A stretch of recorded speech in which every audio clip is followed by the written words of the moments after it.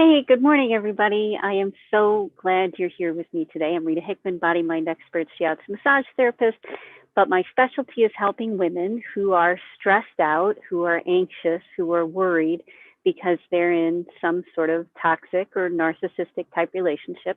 Maybe they're even the narcissist.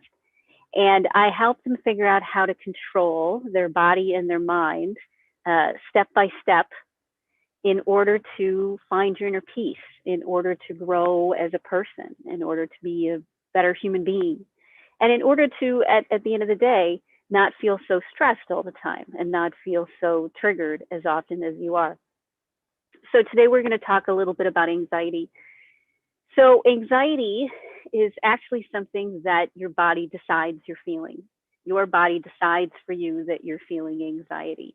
And that anxiety can be triggered by any number of things outside of you, including past memories, because when we have a past memory, it kind of puts a bookmark in our brain for us to keep going back there and keep looking at it until we finally go back to the body and I like to say finish the loop.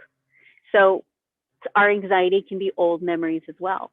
And then every time we have experiences or memories that we don't actually move through our body, we don't allow ourselves to feel or express. And anytime we don't allow the old memories to be felt and expressed, it creates more stress in the body. And that stress is what gives you the feeling of anxiety. So in a perfect world, we would have been taught these things when we were kids, how to manage experiences that could potentially be traumatizing, how to handle high emotional experiences. None of us were taught. People didn't know. It wasn't passed down. This was something that was back in ceremonies and indigenous medicines and cultural medicines and Native Americans and Bushmen and Inuit and people all over the world who were more indigenous. That's where many of these lessons were kept. And they were kept in ceremonies and traditions and belief systems and cultural medicines, but they weren't necessarily shared. Science has finally caught up, and what it tells you is anxiety can be controlled through the body.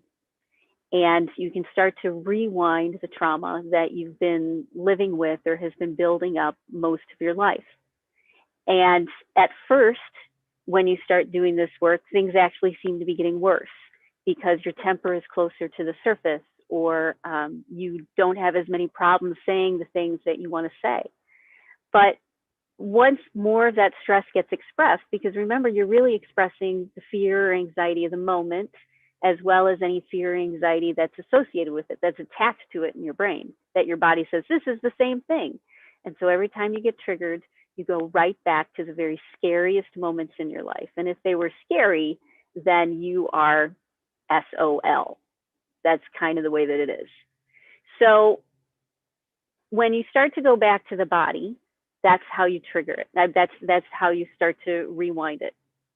And you do it by making the choice early on to do something that makes you feel good, something that flips your trigger from anxiety to calm, something that tells your body that you are calm, that you are safe, that everything's okay. My favorite tools are havening. I've shown everybody this before. It's the stroking of your arms, or it could be your hands or your face 20 times, or the TAT points.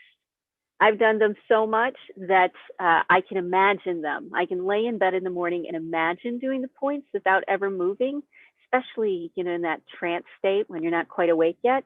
And it will deal with and work through the chemicals of stress, which are making you feel anxious. So it's not something outside of you making you feel upset or hurt or anxious. It's that something outside of you is triggering that very same memory or that old experience and making you react in every self-protective, crazy, irrational way that you can think of. Things that you go back later and say, wow, I really didn't understand. And this is why mental, like people will look at someone killing someone else and they will actually look at what was going on, what was being triggered, what emotions were coming up, where were they coming from, what were they protecting themselves from. So we look at the inner landscape of people's brains and people's bodies in order to determine what really happened, because things aren't always as black and white as we would like them to be. So I want to give you hope that your anxiety and your depression and your triggers and your reactions and your bad relationships and your whatever it may be can start to be reversed. You can start to find peace and comfort. And it's not by controlling something outside of you. It's not by trying to control somebody else, because that'll never work. You have to let people be who they are, and everybody has their own path and their own lesson.